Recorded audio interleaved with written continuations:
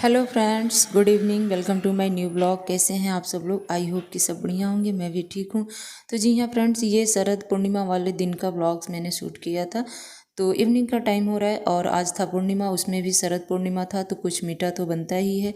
तो यहाँ पे मेरे पास थोड़े से ही मैदे बचे हुए थे, तो उसमें कुछ ड्राई फ्रूट्स वगैरह घिस के डाल के और चीनी का घोल बना के और अच्छा सा ये मालपुआ का जो छोटा वाला सा होता है, इसको बोलते हैं गुलगुला, वही तैयार कर ले रही हूँ। और मैं तो सोची थी कि बच्चों को पसंद नहीं आएगा, लेकिन बच्चों को खूब पसंद आई। और फिर धीरे धीरे शाम हो जाती है, फिर शाम वाली दिया बत्ती वगैरह भी हम लोग कर चुके हैं। और आपको लेके चलती हूँ मैं सीधे छत पे, क्योंकि आज है शरद पूर्णिमा। तो आपको पता ही है कि शरद पूर्णिमा वाले दिन भी चांद की पूजा वगैरह की जाती है और इस दिन खीर बना के छत पे रखी जाती है। तो ये देखिए हम लोगों ने क्या किया है। सबसे पहले छोटे बर्तन में, फिर छोटे बर्तन को बड़े बर्तन में, और फिर इसको हैंग करने की व्यवस्था बनानी पड़ी। बिकॉज क्यों तो बिल्ली के डर से बचाने के लिए इस व्यवस्था को करनी पड़ी, इसको हैंग करने की व्यवस्था बनानी पड़ी, क्योंकि छत पे बिल्ली जब आएगी तो खीर खा जाएगी और खीर रखना बहुत ज़रूरी था। एक बार तो सोचे हम लोग कि न रखें, फिर सोचे कि चलो रखते हैं।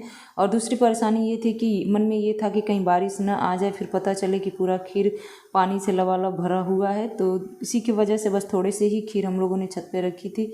और आप लोग देखिए मेरा आइडिया कैसा लगा। जो बास्केट आती है छोटी वाली, उसको हैंग करके और बहुत ऊंची रस्सी में हम लोगों ने इसको हैंग किया था। उसके बाद से चांद मामा को प्रणाम वगैरह करके हम सब लोग नीचे आ जाते हैं। और मिलती हूँ आपसे नेक्स्ट मॉर्निंग में।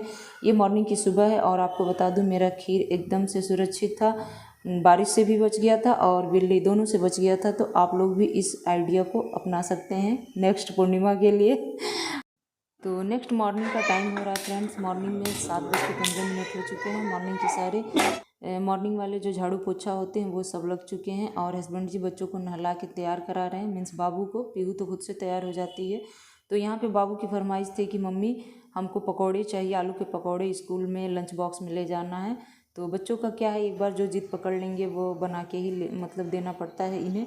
तो वही मैं बना ले रही हूँ। तो साथ में केले के भी, बैगन के और आलू के, ये तीनों पकौड़े बना लूँगी। तो आज सबका मॉर्निंग ब्रेकफास्ट यही हो जाएगा, साथ में चटनी भी है। बेल्ट तो आपने लगाया है, अब कैसा बेल्ट चाहिए? बैग बैग फोल्डिंग पे होगा, कमरे में, पूजा वाले कमरे में होगा। तो बाबू तो टाइम से पहले तैयार हो गए हैं, तो इनका बैग ही इनको नहीं दिखाई दे रहा है। तो अपना बैग वगैरह उठा के ये रेडी हो जाएंगे, लेकिन अभी टाइम हुआ नहीं है। और बिटिया देखिए वैसे ही घूम रही है बाल खोल के, इनका भी बाल बनाना बाकी है। तो यहाँ पे केले के पकौड़े मेरे धीरे धीरे बनते रहेंगे, तब तक फटाफट मैं पीहू का बाल बना दे रही हूँ। बाबू एक्चुअली पहले से ही रेडी हो गया है।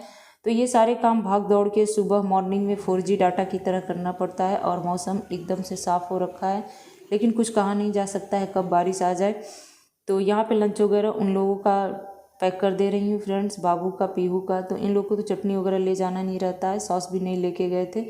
और बाकी का जो पकौड़े वगैरह बचेंगे, हम सब लोग रेडी होके, मतलब हम हस्बैंड वाइफ दोनों लोग रेडी होके बाद में बैठ के नाश्ता करके हम लोग भी निकल लेंगे। तो ये सारी चीज़ें फ्रेंड्स मॉर्निंग में करनी ही पड़ती है। और अब मैं मिल रही हूँ सीधे आप लोगों को स्कूल से वापस आने के बाद फ्रेंड्स। और आप लोग भी देख लीजिए किचन मेरा कितना फैला पड़ा हुआ है।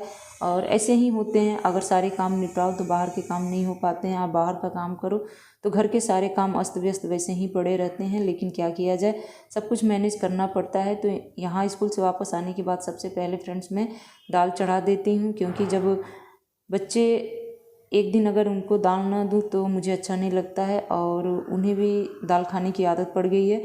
तो सबसे और साथ में सिंक में पड़े हुए बर्तन भी मैंने धुल लिए हैं। तो यहाँ पे कुछ पानी से गिर गए थे, तो वही लाके पोछा मार दे रही हूँ। और पोछा मार देने से जल्दी सूख भी जाएंगे। तो पोछा वगैरह लगाने के बाद से फ्रेंड्स दोपहर का ही टाइम हो रहा है, लेकिन हॉल में मैंने देखा कि कुछ कूड़े से गिरे हुए हैं, तो उन्हें भी झाड़ के हटा दी हूँ और पोछा मार दे रही हूँ। इससे होता क्या है कि एकदम से मेरा घर साफ़ सुथरा दिखता है, और इन्हीं आदतों की वजह से मेरा घर एकदम से साफ़ सुथरा रहता है। और मैं मानती हूँ कि कभी कभी गंदे दिखते होंगे जब ज़्यादा थोड़े से मैसी हो जाते हैं। और बाहर का व्यू दिखा दूँ, एकदम से झमाझम बारिश आने वाली है। और उसके बाद फिर किचन में आ जाती हूँ, तो एक तरफ चावल चढ़ा रखी हूँ और दूसरी तरफ जा रही हूँ कद्दू की सब्ज़ी बनाने। तो आज लंच में चावल दाल और कद्दू की सब्ज़ी बनेगी। तो चावल दाल बन के मेरी यहाँ पे रेडी हो गई है और बाबू को लंच करा दे रही हूँ। तो इनको लंच कराने के लिए फ्रेंड्स सुबह शाम मतलब कि रोटी वगैरह तो खुद से खा लेते हैं, बट चावल दाल खिलाना पड़ता है। तो इन लोग का केयर ना करो तो ये लोग भी बिना खाए पिए रह जाएंगे। और फिर आ जाती हूँ बच्चों के कमरे में। तो बच्चों की कमरे की हालत देख लीजिए फ्रेंड्स। मॉर्निंग में झाड़ू पोछा तो मैं कर चुकी थी, बट ये देखिए सारे मतलब वैसे ही बिस्तर अस्त व्यस्त से पड़े हुए हैं। स्कूल से वापस आने के बाद इन लोग का सब कुछ चेक करना पड़ता है, क्योंकि ये लोग सॉक्स उतार के कहीं और फेंकेंगे, बेल्ट कहीं और फेंकेंगे, टाई कहीं और फेंकेंगे। तो वो सारी चीज़ें उठा के झाड़ के और अरेंज करना पड़ता है, और अरेंज करके मैनेज करके अच्छे से न रखा जाए तो फिर मॉर्निंग में मिलना मुश्किल हो जाता है। और इसके साथ ही मैं इन लोग का बिस्तर भी मतलब कि क्लीन कर दे रही हूँ। तो यहाँ पे जो चादर वगैरह ये लोग ओढ़ रहे थे, और आपसे बता दूं कि वूलन चादर मुझे निकालनी पड़ी है, क्योंकि 2-3 दिन से बारिश की वजह से काफ़ी ठंड सी हो रखी है, जिसकी वजह से रात को वो ओढ़ने के लिए मांगने लगते हैं। और चलिए, इस कमरे से मुझे याद आया कि मैंने आप सबसे एक क्वेश्चन पूछा था कि ये सिंगल बेड यानी कि चौकी क्यों लगा रही हूँ। तो बहुत से लोगों ने बहुत अच्छे अच्छे कमेंट किए थे, तो सबके कमेंट मैंने रीड किए हैं, जिनमें से बस एक लोगों का कमेंट मुझे सही लगा था, क्योंकि मेरे क्वेश्चन का आंसर भी यही था, जिसमें से पूजा ब्लॉग करके उन्होंने लिखा है। तो आप लोग चाहें तो मेरे वीडियो पे जाके उनके कमेंट आप लोग रीड करके जान सकते हैं कि इसका आंसर क्या हुआ। तो उन्होंने लिखा था कि मैम आपने सिंगल बेड इसलिए लगाया क्योंकि बच्चे आपस में लड़ जाते हैं जब एक बिस्तर पे सोते हैं। तो जी हाँ फ्रेंड्स, मेरे क्वेश्चन का आंसर बिल्कुल सही था।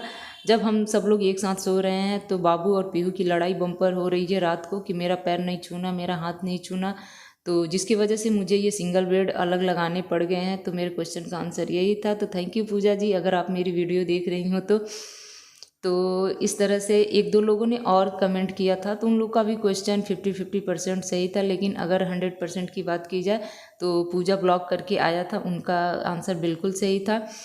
तो इसके आगे देखिए बिस्तर वगैरह मैं अपना क्लीन कर दे रही हूँ। और यहाँ पे जो पतला वाला कंबल आप लोग चादर, उलन चादर ही इसको बोलते हैं, आप लोग क्या बोलते हैं कमेंट करके ज़रूर बताइएगा। कुछ लोग लोई बोलते हैं। तो वही इसको फोल्ड करके रख दे रही हूँ, रात में इसकी ज़रूरत पड़ रही है। 2-3 दिन से बारिश की वजह से फ्रेंड्स काफ़ी ठंड सी हो रखी है, और अगर फ़ैन चला दूँ तो और तेज़ ठंडी लगने लगती है। तो मेरे तो दोनों बच्चे ऐसे हैं कि बिना फ़ैन के सो ही नहीं पाते हैं, तो उसकी वजह से मुझे ये लोई निकालनी पड़ी। तो कमरा वगैरह तो मेरा क्लीन हो ही चुका था, तो मैं सोची कि चलो इसी बहाने निकाल भी देती हूँ। तो इस तरह से आप लोग देख लीजिए, ये कमरा एकदम नीट एंड क्लीन हो चुका है। पर कुछ ग्लास कप प्लेट ये लोग खा पी के यहीं छोड़ देते हैं, तो वो सब भी निकाल के बाहर रख कर दे रही हूँ। और कुछ दिन के कपड़े मॉर्निंग के पड़े हुए थे, तो उन्हें भी निकाल के वॉशिंग मशीन में डाल दूँगी और बाकी का दरवाज़ा बंद कर दूँगी, क्योंकि इसकी ज़रूरत अब सीधे नाइट में पड़ेगी। और इसके बाद मशीन में मॉर्निंग में कपड़े लगा के गई थी, तो वो भी सूख गए हैं फ्रेंड्स। और आजकल दिन इतना छोटा हो रहा है कि पता ही नहीं चल रहा है कि सुबह से शाम कब हो जा रही है, और इतने छोटे दिन में सारे काम निपटाने रहते हैं। और एक मिडिल क्लास हाउसवाइफ की लाइफ तो यही होती है, मॉर्निंग में झाड़ू पोछा से शुरू होती है और रात तक कुछ न कुछ काम निपटाने ही रहते हैं। तो फ्रेंड्स, इसके बाद मैं भी लंच वगैरह करके थोड़ी देर रेस्ट करूँगी। और यहाँ पे रस्सी कम पड़ गई थी, तो दूसरी छोटी वाली रस्सी लगा के कुछ कपड़े इस पर भी डाल दे रही हूँ। और अब आता है समय फ्रेंड्स इस ब्लॉग को एंड करने का। तो चलिए, इस ब्लॉग को यहीं पे एंड करती हूँ और मिलूँगी आपसे एक अच्छे से नए ब्लॉग में। और आज का ब्लॉग कैसा लगा प्लीज़ आप लोग कमेंट करके ज़रूर बताइएगा। और जो लोग भी मेरे ब्लॉग पे आते हैं तो प्लीज़ वीडियो को फुल वॉच किया कीजिए, नहीं तो 4 से 5 मिनट या 6 मिनट तो ज़रूर देखा कीजिए। और नहीं आना है तो मत आइए, कोई बात नहीं। तो अब मैं चलती हूँ फ्रेंड्स, और मिलूँगी आपसे नेक्स्ट वीडियो में। तब तक के लिए bye bye friends, good evening. और शाम के 2 बज चुके हैं।